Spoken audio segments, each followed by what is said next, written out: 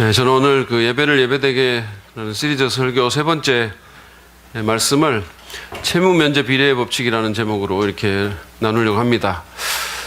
채무 면제 비례의 법칙, 제목이 마음에 드세요? 네. 이 법칙은 영국의 경제학자인 리처드 스톤이 발표한 법칙인데요. 1984년도에 이 법칙으로 노벨 경제학상을 받았습니다. 라고 말씀드린다면 다들 이렇게 고개 막 끄덕거리시고 굉장히 공감하시는데 아니고요. 농담입니다. 이 채무면제 비례 법칙이라는 것은 제가 성경에서 그냥 이렇게 이게 이런 이름을 붙이면 좋겠다 싶어가지고 붙여봤는데 제가 만든 법칙이에요. 제가 발견한 법칙이죠. 어떻게 보면. 근데 그게 무슨 뜻인지는 제가 나중에 설명을 해드릴 겁니다. 근데 이 법칙을 잘 적용하면 여러분의 예배가 정말로 좋아질 수 있어요. 그거 하나만은 제가 말씀드릴 수 있습니다. 근데 제가 이렇게 다른 경기 군포 3분 지역 교회들에게 말을 하면 굉장히 궁금해들 하실 텐데 전혀 궁금해 하지 않고 있는 상황이군요. 제가 먼저 여러분들에게 질문을 하나 던지려고 합니다. 여러분은 여러분의 예배에 대해서 만족스러워 하십니까? 예배가 기대가 되고 정말로 예배를 드리고 싶고 예배를 생각하면 막 마음이 뜁니까? 그리고 예배를 실제로 드릴 때 마음속에 감동이 있으신가요? 찬송의 가사가 마음에 와닿고 그리고 말씀도 내 삶과 연결이 되고 상관이 있고 그리고 정말 뭔가 주님께 뭔가를 드리고 싶은 사랑을 드리고 싶고 마음을 드리고 싶고 뭔가를 드리고 싶은 뭔가를 하고 싶은 그런 생각이 드십니까? 그리고 정말 내가 예배에 참석할 때 그리고 나갈 때가 좀 다르다는 느낌을 가지십니까? 만약에 그렇지 않다면 왜 그렇지 않습니까? 제가 지난주에 말씀드렸다시피 예배는 하나님과 또 우리에게 굉장히 중요합니다. 너무너무 소중합니다. 우리의 영적 삶에 예배만큼 소중한 것은 없어요. 근데 그렇게 소중한 예배를 우리가 매번 의미 없이 그냥 흘려보낸다면 이것은 우리 자신에게 굉장한 손해이고 손실입니다. 우리는 주님에 대한 사랑이 예배를 통해서 뜨거워져야 되고 그리고 정말 예배를 통해서 감사하고 감격하고 감동이 있어야 됩니다. 그리고 그 사랑 때문에 하나님에 대한 사랑 때문에 내가 주님께 헌신하고 이 아름다우신 주님의 이름을 높이고 내 인생 가운데서 놀라운 일을 행하신 그 주님의 이름을 다른 사람에게 말하고 싶어지고 그리고 그런 헌신을 통해서 내 가족과 내 교회의 향기를, 세상의 향기를 풍길 수 있어야 됩니다. 여러분 그러신가요? 만약에 그렇지 않다면 왜 안 그렇습니까? 그리고 어떻게 하면 그런 예배를 드릴 수 있을까요? 물론 우리가 뭐 매주마다 예배를 드리니까 매주마다 뭐 이렇게 막 뜨겁고 막 미칠 것 같고 이러지 않을 수는 있겠지만 그러나 언제나 예배가 마치 죽은 것 같다면 그러면 우리는 그 예배를 변화시켜야 되지 않겠습니까? 어떻게 그럴 수 있을까요? 오늘 우리는 누가복음 7장 36절에서 50절 말씀을 통해서 그 질문에 대한 답을 좀 얻어보기를 원합니다. 누가복음 7장 36절에서 50절 말씀은 굉장히 유명한 말씀인데요. 거기는 바리새인 한 사람이 나오고 남자 그리고 예수님이 나오고 그리고 죄인이라고 일컬어지는 여인이 나옵니다. 예전에 왜 착한 놈, 나쁜 놈, 이상한 놈이라는 제목의 영화가 있었잖아요. 그러니까 지금 여러분들이 그 세 사람을 여기다 대비를 시키는 거하고 예수님 당시의 사람들이 대비를 시키는 게 아마 조금 다를 거예요. 그러니까 예수님 당시의 사람들은 착한 놈 그러면 그 바리새인을 생각했을 겁니다. 그리고 나쁜 놈은 물론 여자죠. 여자가 나쁜 놈은 아닌데 어쨌든 그냥 넘어가고 하여튼 나쁜 놈은 여자고 그리고 이상한 놈 그러면 예수님을 거기다 대비시켰을지도 몰라요. 예수님 되게 이상했어요. 그 당시에. 근데 이제 제가 말씀드리고 싶은 것은 뭐냐면 이 교회를 오래 다닌 사람들 성경을 좀 아는 분들은 바리새인 그러면 그냥 자동적으로 그 사람 나쁜 사람들이 이렇게 생각하거든요. 근데 그 당시의 사람들에게는 바리새인은 굉장히 착한 사람들이었고 존경받는 종교인들이었었어요. 사실은. 그 사실을 여러분들 좀 알고 여기 들어갔으면 좋겠습니다. 어쨌든 이 바리새인인 시몬이 누군가를 이렇게 시켜가지고 예수님을 초청합니다. 식사 초청을 했어요. 근데 이제 그 동네에 있는 한 여인이 그 사실을 소문을 들어서 알게 됩니다. 그래서 예수님을 만나기 위해서 그 바리새인의 집으로 가게 되죠. 누가는 이 얘기를 읽어보면 끝까지 이 여인의 이름을 밝히지 않고 계속해서 죄인으로 묘사를 하고 있어요. 죄인이라는 명칭으로. 왜 그랬을까요? 이 여인에게 분명히 이름이 있었겠지만 아마도 사람들은 그 여인의 이름을 안 불렀을 것입니다. 그녀가 지나가면 저기 죄인이 간다 이런 식으로 말했을 것 같아요. 여러분들도 왜 학교 다닐 때 보면 저 꼴통 저기 있네 이런 식으로 한 친구가 거기 있었죠. 이름 잘 모르고 지금도 그냥 이름을 잘 모르겠고 생각하면 꼴통 그거 뭐 이렇게 생각하는 사람이 분명히 있을 거예요. 여러분 자신이 그 사람일지도 모르죠. 어쨌든 그런데 그녀가 창녀였을 가능성이 굉장히 많아요. 매춘부였을 가능성이 굉장히 많습니다. 어쨌든 그녀는 알려진 죄인이었어요. 그 마을에는 누구나 그녀가 죄인이라고 알고 있는 그런 사람이었습니다. 근데 이 여인이 예수님을 만나기 위해서 욕먹을 것을 각오하고 바리새인인 시몬의 집으로 갑니다. 도저히 가면 안 되는 곳이에요. 바리새인은 거룩한 사람들이고 이 여자는 죄인입니다. 이게 만나면 안 되는 거예요. 유대인 정결 예법에도 이거는 그렇게 하면 안 되는 겁니다. 어쨌든 그러나 그녀는 거기 갑니다. 이야기의 맥락을 보면 이 여인은 이 이전에 이미 예수님을 만났거나 개인적인 만남을 만났거나 또는 설교 말씀을 통해서 큰 은혜를 입었던 것이 틀림이 없습니다. 자기 인생이 변화되는 은혜를 이미 입었습니다. 그러므로 예수님은 그녀에게 너무 소중한 분이었고 예수님을 잊을 수가 없었고 예수님의 얼굴이라도 한 번 더 보고 싶었던 겁니다. 그러던 차에 예수님 마을에 오신 거죠. 그래서 그녀는 자신의 재산 목록 1호를 들고 주저없이 예수님의 계신 바리새파 사람의 집에 갑니다. 37절 말씀을 보시죠.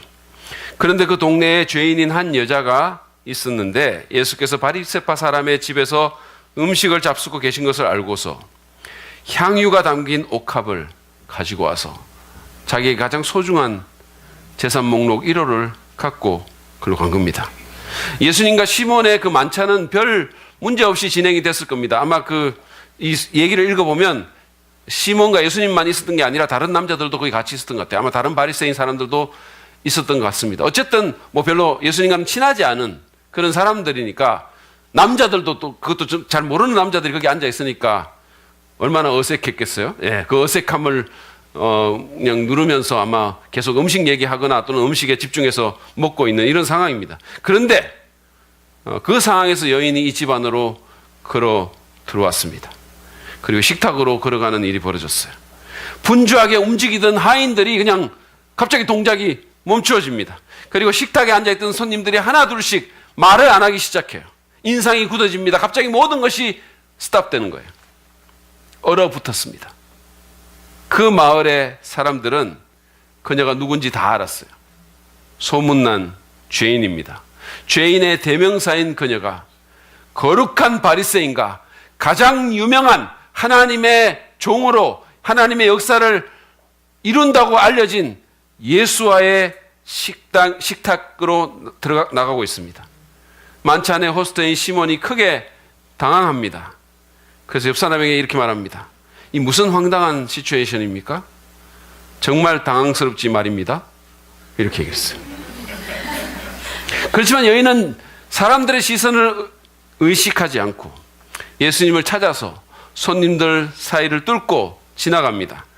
그리고 예수님을 발견하자 그 발치에 멈추어서 그 발에서 자기 머리를 풉니다.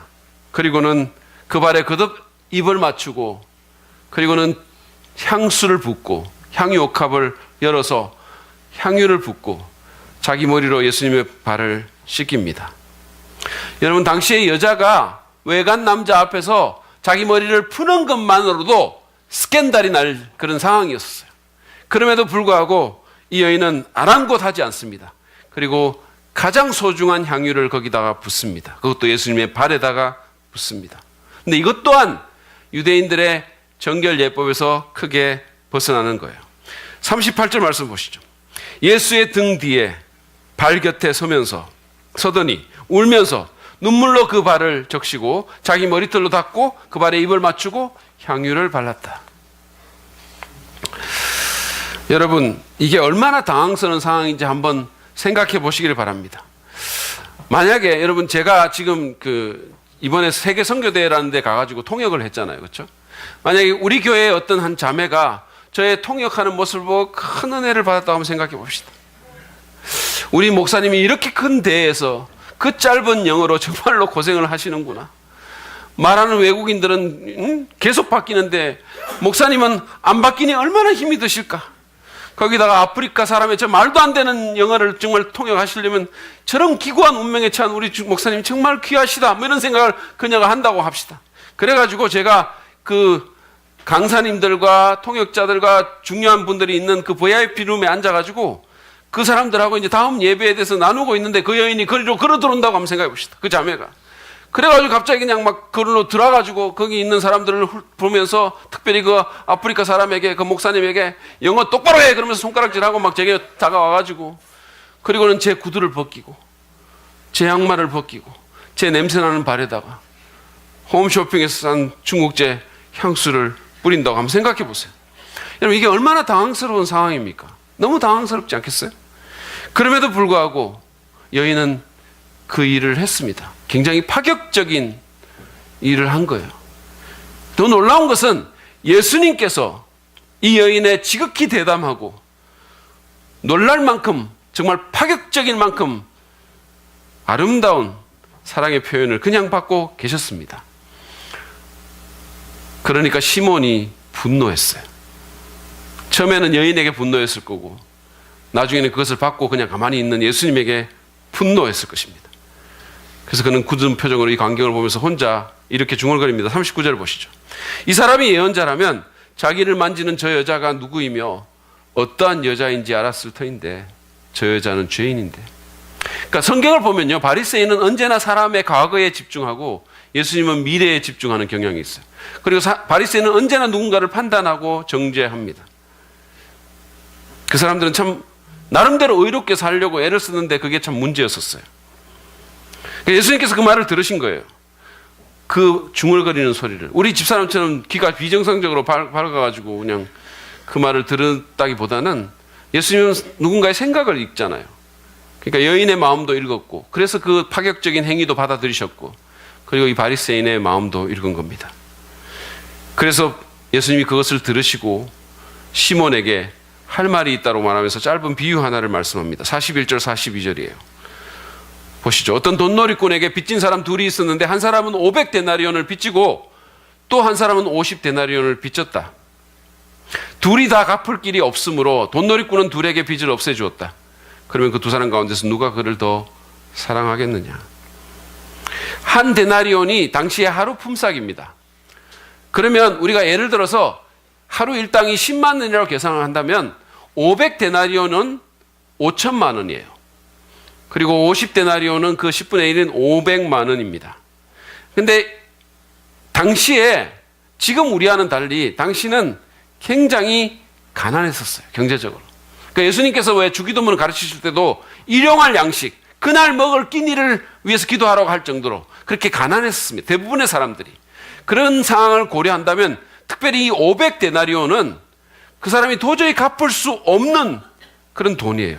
근데 사실은 둘 다 갚을 수 없다라고 얘기를 했잖아요. 그러니까 얼마나 그들이 가난했음을 알 수 있죠. 그리고 얼마나 그 돈이 그들에게 컸는가를 알 수 있어요. 요즘 같으면 절망해서 아마 목숨을 끊으려고 했을지도 모릅니다. 그런데 그 돈을 빌려준 사채업자가 무슨 이유인지는 모르지만 그들의 빚을 면제해 줬어요. 탕감해 준 겁니다. 아마 우리 교회 와가지고 은혜 받고 마음이 이렇게 착해져가지고 그런지 모르겠어요. 그런데 어쨌든 그 돈을 면제를 해주고 나서 예수님이 이렇게 질문하는 거예요. 누가 더 사랑하겠느냐 그랬어요. 그 둘 가운데서. 그 면제한 채무업자를 누가 더 사랑할 거냐. 그 질문은 뭐냐면 더 많은 빚을 면제받은 사람이 더 사랑할 것이라는 사실을 암시하는 거죠. 이게 바로 채무 면제 비례의 법칙이에요. 기가 막히지 않습니까? 이게 바로 채무 면제 비례의 법칙이에요. 박수를 치든지 뭐 이렇게 반응을 좀 하세요. 여러분, 이게 무슨 거냐면 박수를 조금이라도 치신 분을 하나님께서 축복하시고 그 자손 만만 대까지 복을 주시기 바랍니다. 채무 면제 비례의 법칙이 뭐냐 하면 빚진 돈을 면제받으면 받을수록, 다시 말해서 은혜를 더 많이 받으면 받을수록 더 사랑한다는 거예요. 그것에 비례해서 더 사랑한다는 겁니다. 이 시몬은 이 얘기를 처음에는 재미있게 듣다가 나중에 예수님께서 누가 이 사람 둘 중에 누가 더 사랑하겠느냐라는 질문을 듣고는 이게 그냥 단순히 그냥 내가 재밌게 들을 얘기만은 아니구나라는 생각을 하게 됐어요. 뭔가 자기에게 하는 메시지가 있다는 사실을 뭔가 깨달았던 것 같아요. 그래서 양미간을 찌푸리면서 43절에서 이렇게 대답합니다. 더 많이 빚을 없애준 사람이라고 생각합니다. 아마 찜찜한 표정으로 대답했을 것 같아요. 그러니까 예수님께서 맞다라고 딩동댕 그러고 말씀하시고, 그리고 여인을 바라봤어요. 그러니까 여인이야말로 더 많이 빚을 탕감받아서 더 많이 사랑한 사람이라는 것을 그 시선으로 확인을 해주신 겁니다. 그리고는 시몬을 보고 또 말씀합니다. 44절 46절 말씀 보시죠. 너는 이 여자를 보고 있는 거지. 내가 내 집에 들어왔을 때 너는 내게 발 씻을 물도 주지 않았다. 그러나 이 여자는 눈물로 내 발을 적시고 자기 머리털로 닦았다. 너는 내게 입을 맞추지 않았으나 이 여자는 들어와서부터 줄곧 내 발에 입을 맞추었다. 너는 내 머리에 기름을 발라주지 않았으나 이 여자는 내 발에 향유를 발랐다. 예수님께서는 이 여인과 시몬의 행동을 대조시킴으로써 시몬이 얼마나 예수님에게 무례하게 행했는가를 상기시키고 있는 거예요. 그러니까 시몬은 그 당시에 사람들이 손님을 맞아들이는 그런 일반적인 예의를 지키지 않았어요. 그 당시에는 사람들이 이렇게 샌들을 신고 다니고 그 먼지가 많이 나는 사막 지역이고 광야 지역이니까 발이 더럽잖아요. 그러니까 언제든지 손님이 들어오면 누구든지 종이 없으면 주인이라도 그 발을 씻겨주게 돼 있었어요. 그게 예의였었습니다. 뿐만 아니라 입을 맞추면서 이렇게 인사를, 지금도 중동에서는 그렇게 하는 경향이 있잖아요. 그죠? 입을 맞추면서 인사를 하고, 그리고 더 좋은 기빈이 오면 머리에 향유도 부어줬어요. 그런데 시몬은 그 어떤 것도 하지 않았다는 거예요. 이것은 마치 오늘날 제가 우리 집에 누군가를 초청해 놓고 문을 그냥 기계로 그냥 열어놓고 나가보지도 않는 것 같은, 어떤 면에서 오셨어요? 안에서 소리 지르고, 그리고 앉아라고 말도 안 하는 것 같은 그런 식의 박대를 한 겁니다. 그렇지만 여인은 달랐어요. 여인은 눈물로 예수님의 발을 씻겼습니다. 그리고 그분의 발에 입을 맞췄어요. 그 더러운 발에, 사람의 신체 중에서 가장 더러운, 그리고 그 당시에는 더욱 그런 그 발에 입을 맞췄어요. 거기다 값진 향유까지 그 발에 부었습니다. 그 여인으로서는 할 수 있는 최상의 경의와 사랑을 표현한 겁니다. 이 모든 일은 어디서부터 사랑이 나오는가를 알려줍니다. 예수님은 47절에서 이렇게 말씀합니다. 그러므로 내가 네게 말한다. 이 여자는 많은 죄를 용서받았다. 그것은 그가 많이 사랑하였기 때문이다. 용서받는 것이 적은 사람은 적게 사랑한다. 이 구절의 세 번역은 좀 오해의 소지가 있습니다. 언뜻 보면 이 여인이 예수님을 사랑했기 때문에 용서받은 것처럼 이렇게 좀 이해될 수 있는데, 이야기의 전체 맥락을 보면, 그리고 문법을 보고, 그 다음에 이 구절의 뒷부분에 용서받는 것이 적은 사람은 적게 사랑한다는 이 표현을 보면, 사랑했기 때문에 용서받았다라는 그런 해석은 불가능하다는 거예요. 그러니까 오직 은혜로 죄사함을 받는 기독교의 구원론적인 그런 신학을 생각하면 더 그렇습니다. 대부분의 학자들은 용서받기 위해서가 아니라 용서받았기 때문에 사랑한다라고 번역을 합니다. 그렇게 해석을 하는 거예요.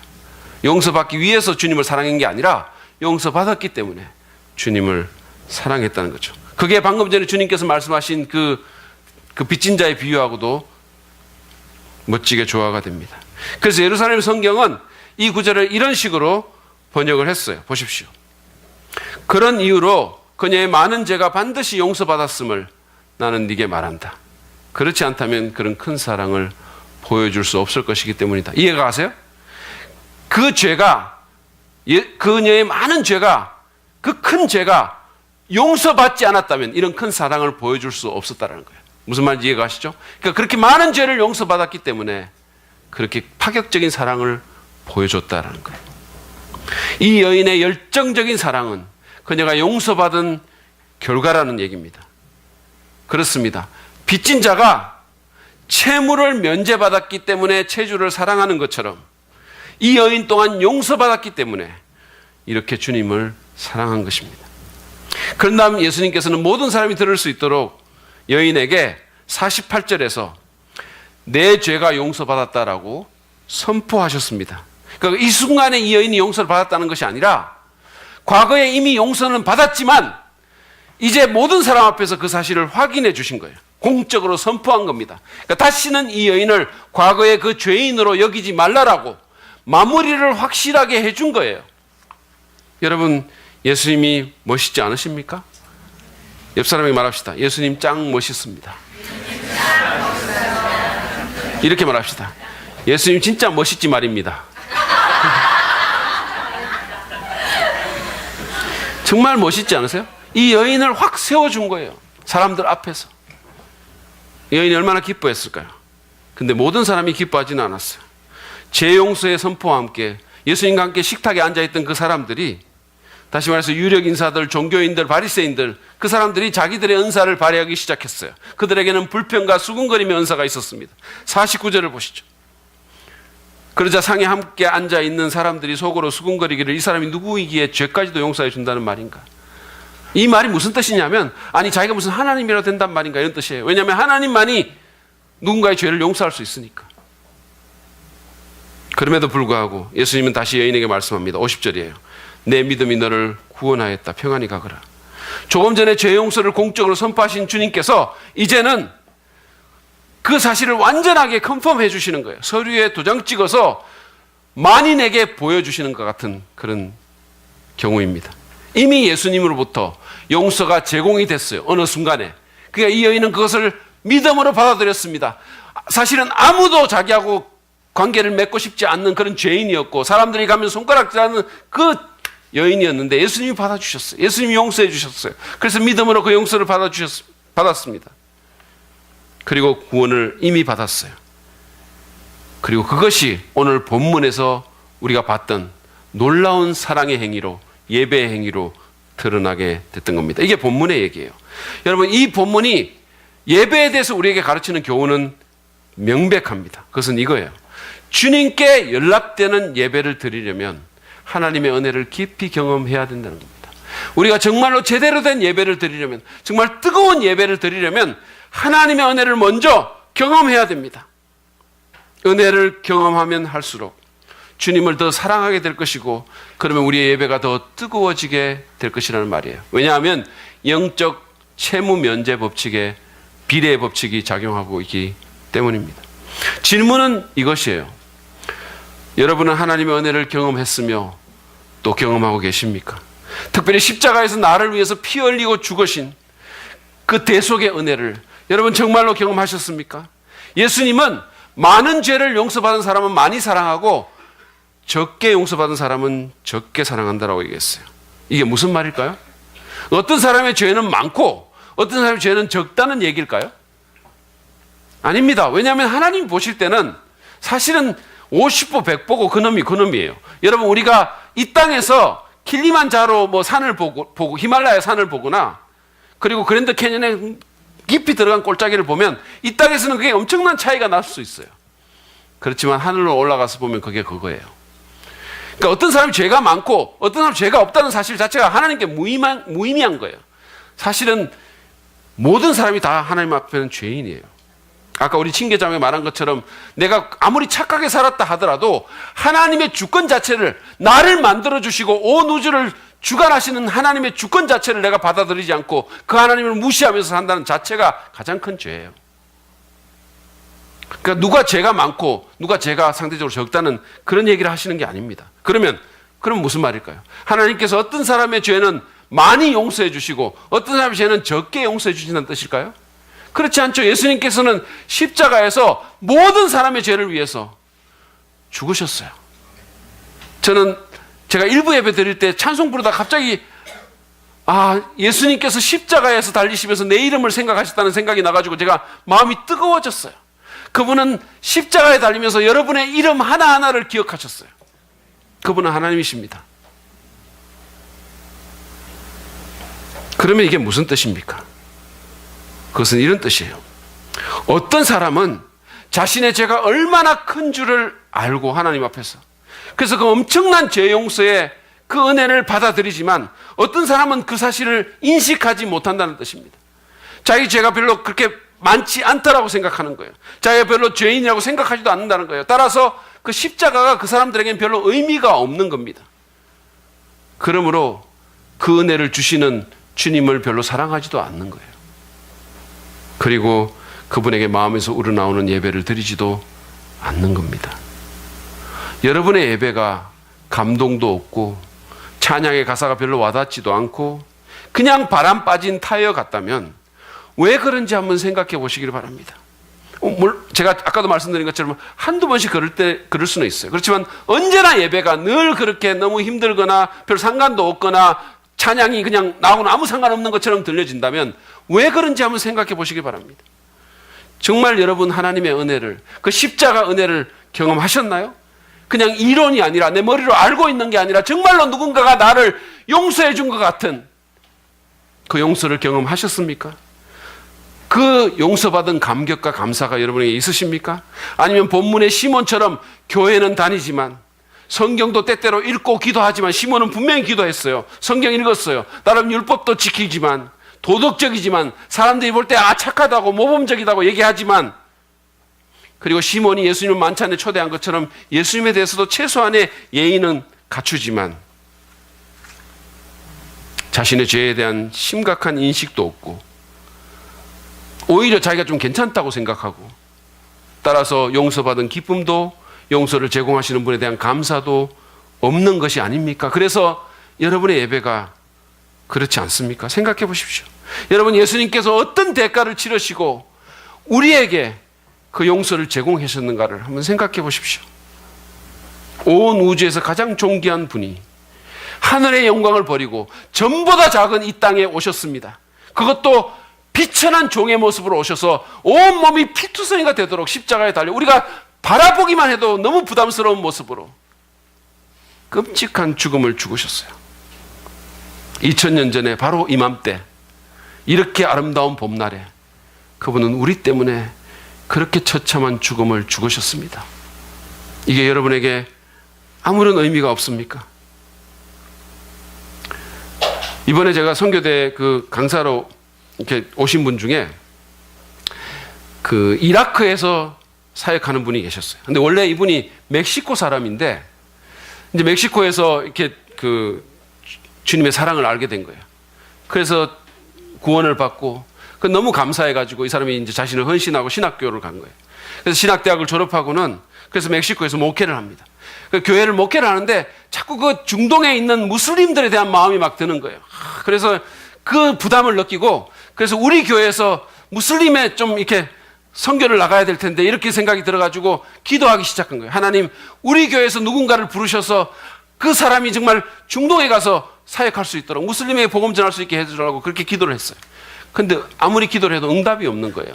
마치 제가 지금 여러분들한테 2부 예배 때 좀 첼로하고 바이올린 이런 사람들 좀 제발 좀 이렇게 일어날 수 있게 해달라고 이렇게 아무리 부탁해도 아무 응답도 없는 것처럼 응답이 없는 거예요. 그래서 이 목사님이 계속 기도를 합니다. 근데 어느 날 주님께서 그 기도에 응답하셨어요.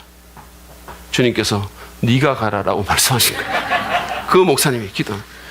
그래가지고 그분이, 여러분, 그분이 그 모든 것을, 그 부르심을 받고 그 모든 것을 내려놓고 그리고는 전쟁과 핍박이 있는 이라크 지역으로 간 거예요. 그래서 그 얘기를 그분이 하면서 만약에 어떤 교회에서 아무도 선교사로 가는 사람이 없으면 담임 목사가 가야 된다고 그렇게 말을 한 거예요.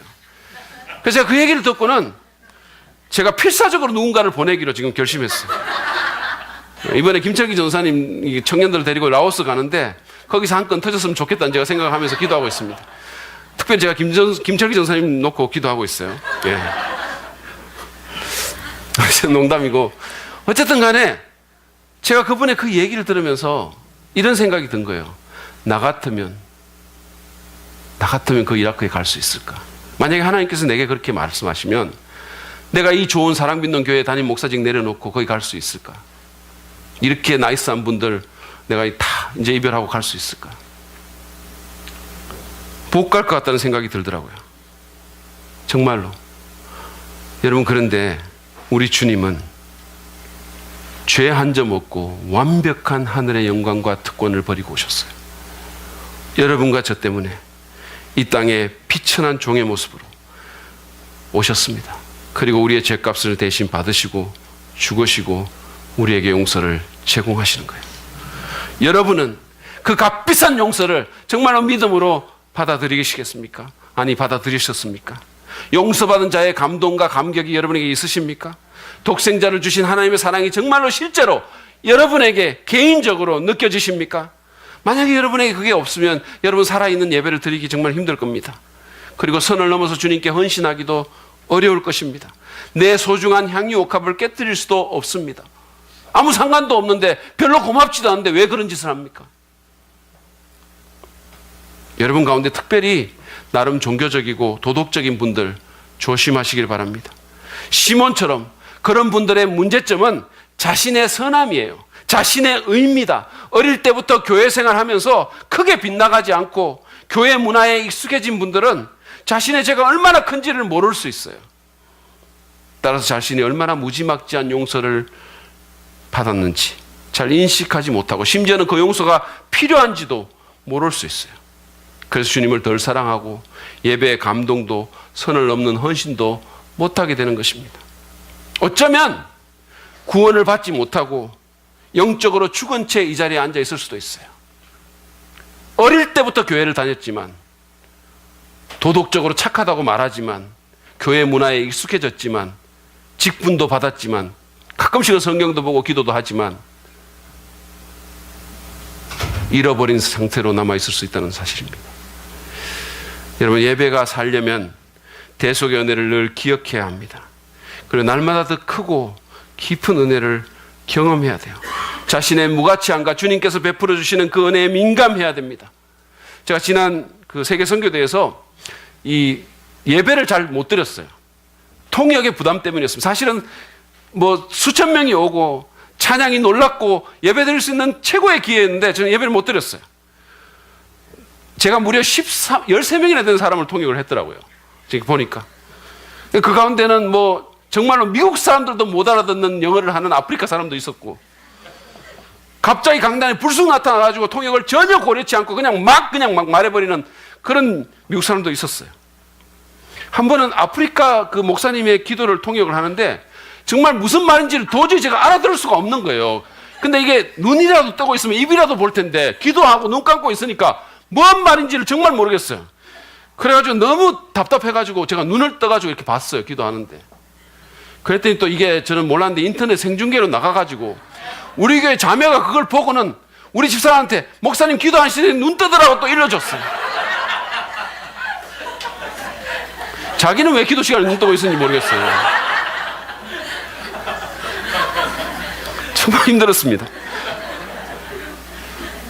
배성현 선교사님 아시잖아요. 인도네시아의 배성현 선교사님 있는데 그 자식이 있는데, 애가 있는데 그 막내 아들이에요. 얘가 아마 제 생각에 초등학교 1학년 정도 되려나? 하여튼 그런데 걔도 이제 인도네시아에서 생중계로 그걸 보고 있다가, 아니 영어로 하는 사람은 계속 바뀌는데 왜 이재기 목사님 혼자서 다 하냐고 그냥 너무 힘드시겠다고 이런 얘기를 했다는 거예요. 그래서 제가 그 말을 듣고는 우리 교회 전도사로 초청하고 싶은 생각이 들었어요.